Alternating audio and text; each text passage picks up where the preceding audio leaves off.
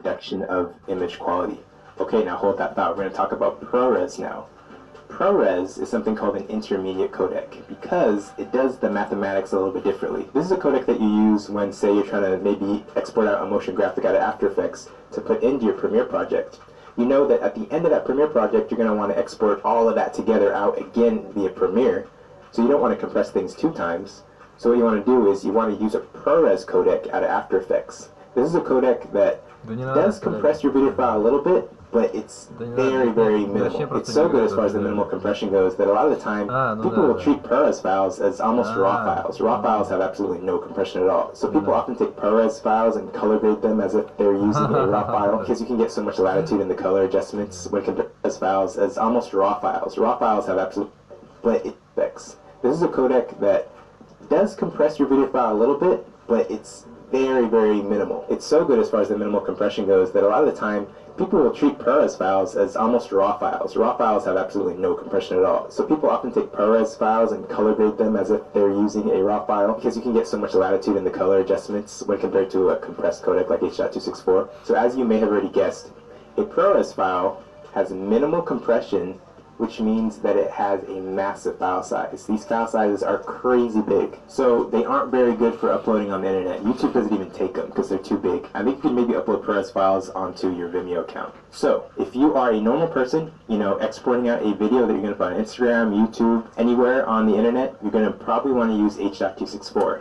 I'm going to tell you a funny story about my past life as a video editor in the corporate world. I remember I just got out of college like 10 years ago, and I started working for this massive paintball company, and I actually made and shot a commercial for them. I was like their in-house video production editor, shooter guy. I created the commercial, I exported it out, and I sent it over to, you know, this company that was going to put the commercial onto TV, and they broadcasted the commercial, and it looked horrible. It looked all like basically compressed and weird, and the video quality was horrible. And they were like, "Josh, what happened? What did you do?" And I was like, "I don't know, I just exported out the usual way that I export things." Turns out that the people that put the commercial on the TV actually put the file back into Premiere. I think they wanted to maybe add a call to action, tweak some colors or something. They then exported it out with the TV, actually put the file back into Premiere. I think they wanted to maybe add a call to action, tweak some colors or something. They then exported it out, which meant they compressed it a second time. When they actually put the commercial onto TV, it looked horrible and they didn't understand why. So it was an issue on both of their parts. Number one, I did not export out and give them a ProRes file, which I should have known is kind of like the normal way of delivering any type of major video project to, say, put on TV. And they, for whatever reason, I guess didn't check, exported out again, and didn't realize how bad it looked until it was too late. So it was a horrible thing all around. It was a learning experience. It's really important to know the situation that you're in and know which codec is applicable to that situation. Thanks so much for watching, guys. Hopefully you guys are able to check out our channel sponsor, Envato Elements. It is Envato Elements that sponsors all these videos, allows us to continue to put free content for you guys to listen to. Really appreciate all the support you've been giving them. That helps them support us. Envato Elements basically gives you millions and millions of quality digital assets, whether it be sound effects packs, transition packs, Premiere Pro, After Effects templates, anything you can think of in the world of digital products, they have, and it's amazing stock footage. So please check them out. I use them literally every day. You can get your first month absolutely for free, unlimited downloads, just by clicking the link below. Thanks so much for watching, guys. I actually have 2 more videos that I want you to watch, and once again, remember to keep it chill.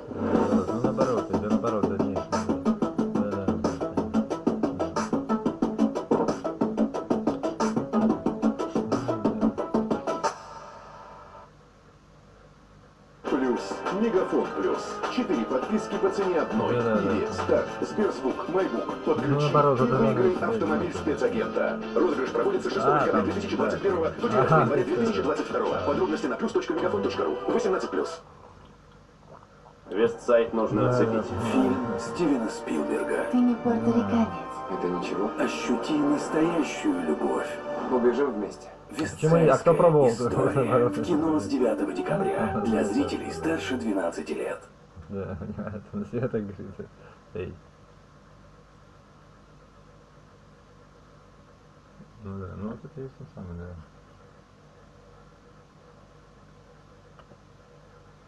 Нахрена тогда так делать-то? Today's video is on another highly requested topic, but I'm warning you right now that it's probably going to be a mess. We're going to be tackling video codecs, and I'm going to do everything I can to present as much useful information as possible in a logical order, but no promises. Ну, она Let's get on that. где страна запретов, да, типа того. Ну, это... What is happening, everybody? I'm Gerald Undone, and today we're talking about video codecs. Now, today's topic is huge, and there is zero chance that I'm going to be able to cover it all, so I do apologize ahead of time if I skip something that you would have liked more information on, but I'm going to try and cherry pick the information that I think will be useful to the average video shooter. So with that, there's some terms we need to cover so that we can effectively discuss the various video files that you'll encounter. And they are the intents of a codec, their naming conventions, and the containers they're stored in. And as always, we'll also be discussing the practical applications of this topic, including the usefulness of an external recorder. So when I say the intent of a codec, we're talking about its purpose. But let's just cover a quick definition of what a codec actually is. So codec is a portmanteau of coder-decoder because it's responsible for encoding and decoding a digital data stream. And codecs often go beyond encoding and decoding and also incorporate compression, which is a big part of what we're going to be talking about in this video. So when we ask what the purpose or intent of a codec is, we mean, is it being used for acquisition, delivery, or an intermediary? An acquisition codec is the one your camera uses to record the images that it sees as a file on your memory card. A delivery codec is the one you export from your editor when you're all finished with your project to deliver to the client or distribute to the web or present for broadcast. This can be the same as your acquisition codec, or it can be different if the situation requires. Lastly, an intermediary codec is the one that you use between your acquisition and delivery codecs, and is usually chosen because it's more suitable for editing and post-production. Now, you don't need to memorize all that because we'll be coming back to it, but you just need to have a general idea of how they relate to one another. Finally, what are containers? Well, containers are like the box that the video and audio files and potentially the metadata are kept. An example would be an MP4 or an MOV. Now, these by themselves don't really tell you much, and they're not fully indicative of the quality or codec used. But you can draw some conclusions based on the container because there are some combinations that you just won't see. Okay, so with all that in mind, let's discuss some commonly encountered combinations that you're probably already familiar with so that we can build our knowledge off of it. And I think it makes sense to start with probably the most ubiquitous one, the H.264 codec. To start with a little history on the codec and its naming, its full name is the H.264 MPEG-4 Part 10 Advanced Video Coding, which is usually abbreviated to H.264 or MPEG-4 ABC. The reason why it has two names is because it was developed in partnership between two entities that had pre-existing naming conventions. One was using the H.26X convention and was just changing the last digit, and the other was using the MPEG-4 part number convention and was increasing the part number. The important thing to know here, though, is that they are the same, which helps explain why when you record on Sony, you see ABC, but when you record on Panasonic, you see H.264. Now, Sony actually took this a little bit further in 2012 with their XAVC format, which is of course built on MPEG-4 ABC, but uses one of the highest levels supported by that standard and is generally stored in an MXF container. Sony later streamlined that format for consumer products in 2013 with the XAVC-S, which is normally stored in an MP4 container, and it's the one that you'll find on the A7 series of cameras, including the A7 III. Outside of the Sony ecosystem, you'll find that the term H.264 is used more commonly in consumer cameras, but we're effectively talking about the same family of codecs. And so that should hopefully help answer a question I get asked all the time, which is what's the difference between H.264 and Sony's XAVC? And the answer is, there isn't really much of a difference. Sony basically just specifically tuned H.264 for their needs. Now, in that last section, I said a couple words that need some elaboration. I mentioned levels and the MXF container. Containers, as we already talked about, are just the storage boxes for the video, and MXF is no different. It's just not found as commonly in consumer devices. MXF stands for Material Exchange Format, and it's a container that was intended to probably be a lot more popular than it is based on its versatility,